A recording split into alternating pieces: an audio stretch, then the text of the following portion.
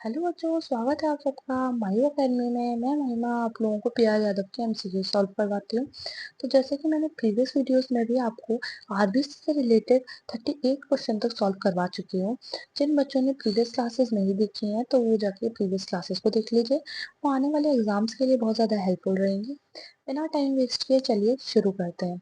39 question है। Normal reticulocyte count कितना होता है ब्लड के अंदर?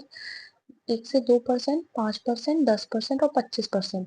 1 से 2% तक रहता है। Reticulocyte are the last immature stage. Reticulocyte जो होती है वो सबसे आखिरी इमेच्योर स्टेज होती है आरबीसी की, जो कि कंटेन करती है फाइन रेटिकुलर नेटवर्क को। This reticular structure is usually lost before the cell. ये रेटिकुलर स्ट्रक्चर जो होता है वो यूजुअली क्या होते हैं, लॉस्ट हो जाते हैं सेल के बनने से या सेल के सर्कुलेशन होने से पहले, यानी कि सर्कुलेशन का मतलब मैच्योर होने से पहले ही वो लोग लॉस्ट हो जाते हैं, मतलब खत्म हो जाते हैं।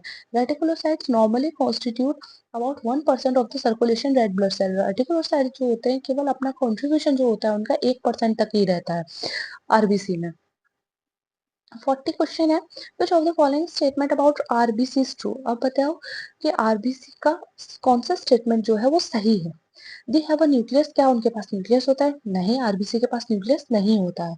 दे आर प्रोड्यूस्ड इन लिवर। क्या वो लिवर में प्रोड्यूस्ड होते हैं? नहीं, वो लिवर में प्रोड्यूस नहीं होते RBC. They contain haemoglobin for oxygen transport. क्या वो कंटेन करते हैं एचबी को ऑक्सीजन के साथ में ट्रांसपोर्ट करने के लिए? हाँ, हीमोग्लोबिन कंटेन करता है ऑक्सीजन को ट्रांसपोर्ट के लिए। They have life span of several years. बिल्कुल नहीं, लाइफ स्पेन तो बिल्कुल भी नहीं होता। 120 डेज का लाइफ स्पेन रहता है आरबीसी का। एक्सप्लेनेशन को और देखेंगे तो RBC erythrocytes is the non nucleated bi concave disc.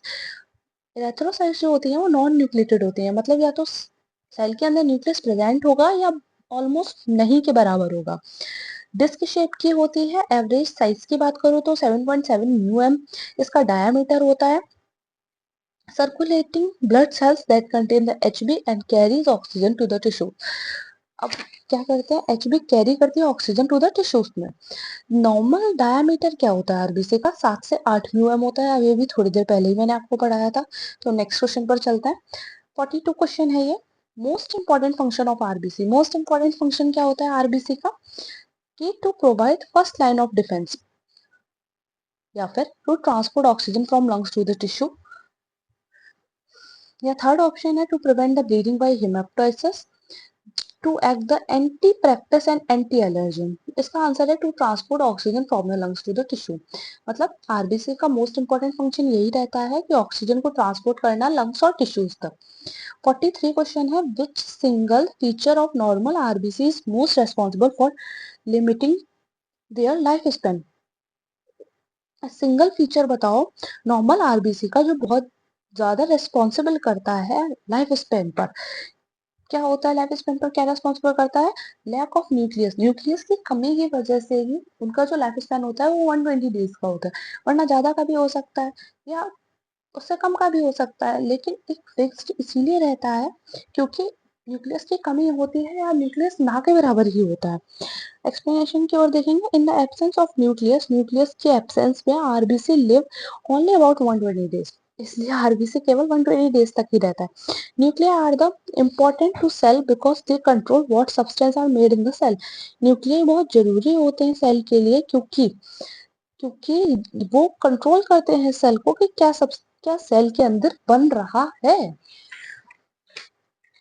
और ये भी एक्सप्लेनेशन दी हुई है कि एक सेकंड, हाँ, और भी एक्सप्लेनेशन है। Without nuclear cell can not replenish what substance are depleted into the cell. बिना न्यूक्लियाई के सेल जो है वो पूरा तरीके से भर नहीं सकता। वो हम क्योंकि अगर सेल के अंदर न्यूक्लियस नहीं प्रेजेंट होगा तो वो खाली रहेगा, पूरी तरीके से भरा नहीं जा सकता। आफ्टर 120 डेज, 120 दिन के बाद जो सेल मेम्ब्रेन होती है आरबीसी की वो रप्चर हो जाती है और डाई मरने लगती है ड्यू टू डिक्रीज सेल, क्योंकि सेल कमी हो जाती है और फ्लेक्सिबिलिटी की वजह से, ना कि उसकी इंक्रीज मतलब ना कि उसके भरने की वजह से बल्कि फ्लेक्सिबिलिटी की वजह से वो मरने लगती है RBC. Nursing nursing care for patient with polycythemia versa would focus on preventing. इसका ऑप्शंस है डिसरिथमिया, हाइपोटेंशन,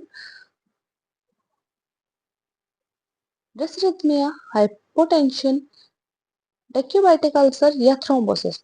अब नर्सिंग केयर बतानी है पॉलीसाइथमिया पेशेंट के लिए, नर्सिंग केयर बतानी है और क्या क्या हम उसको प्रिवेंट कर सकते हैं।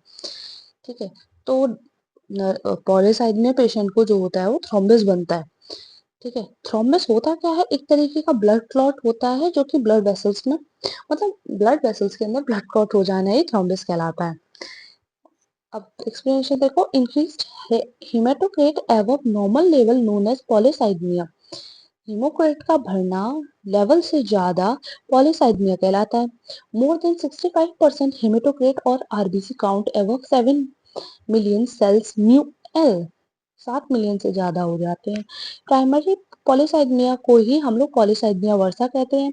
पॉलीसाइथमिया के बढ़ने की वजह से विस्कोसिटी जो होती है ब्लड के अंदर वो बढ़ जाती है, जिसकी वजह से रिस्क पैदा हो जाता है, जैसे कि स्ट्रोक हो जाना, हार्ट अटैक हो जाना या थ्रोम्बस बन जाना आदि आदि, मतलब ईटीसी ईटीसी। तो इसका आंसर थ्रोम्बस रहेगा।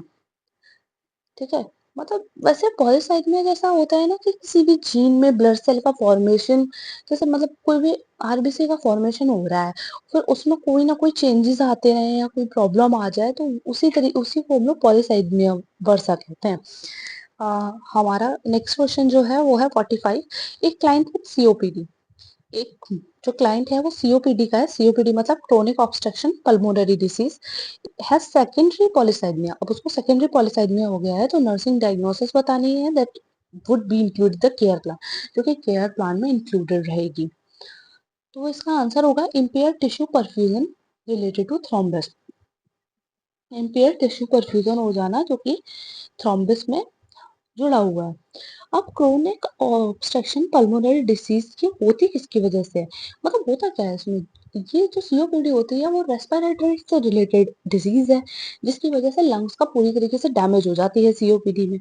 तो इसका मतलब टिश्यू के अंदर कोई भी तरीके परफ्यूजन हो गया है, तो कोई थ्रोम्बस बन गया है, इसकी वजह से सीओपीडी कॉज हो रहा है। सेकेंडरी पॉलीसाइथमिया में क्या हो रहा है, ड्यू टू क्रोनिक हाइपोक्सिया, मतलब हाइपोक्सिया का मतलब होता है सांस लेने में दिक्कत हो जाना, उसी की वजह से सीओपीडी हो रहा है और उसी की वजह से थ्रोम्बस भी बन रहा है, इसी की वजह से इम्पेयर टिश्यू परफोरेशन भी हो रहा है। आप टोटल आरबीसी का काउंट बताना है वुमेन के अंदर, वुमेन मतलब महिला के अंदर, तो 4.2 से लेके 5 तक काउंट होता है। इन अ नॉर्मल पर्सन, एक नॉर्मल व्यक्ति में आरबीसी आर अबाउट मिलियन, मतलब आरबीसी जो होता है वो 5 मिलियन तक होता है पर microlitre, the highest number of the blood cells. Male के अंदर क्या होता है आरबीसी का काउंट 5,50,000 तक रहता है, जिसमें वुमेन के अनुसार 4,50,000 तक ही रहता है, क्योंकि मेल के अंदर टेस्टोस्टेरोन प्रेजेंस होते हैं, जिसकी वजह से एरिथ्रोपोइटिन सेक्रेशन होता है। अब 47 क्वेश्चन है, which of the following is the most abundant type of cell, most abundant type of cell बताना है। थ्रोम्बोसाइट, लिम्फोसाइट, इरेथ्रोसाइट और मोनोसाइट। आंसर इसका इरेथ्रोसाइट रहेगा। तो आज हम इतना ही पढ़ेंगे 47 क्वेश्चन तक। नेक्स्ट क्लास में हम लोग 48 क्वेश्चन से शुरू करेंगे। तो जिन बच्चों ने नहीं देखा है आप प्रीवियस वीडियोस को उनको भी देख लीजिए, क्योंकि आप सारे एग्जाम्स आ गए हैं, नर्सिंग स्टाफ नर्स के आ गए हैं, नर्सिंग ट्यूटर का एग्जाम की डेट भी रिलीज हो चुकी है।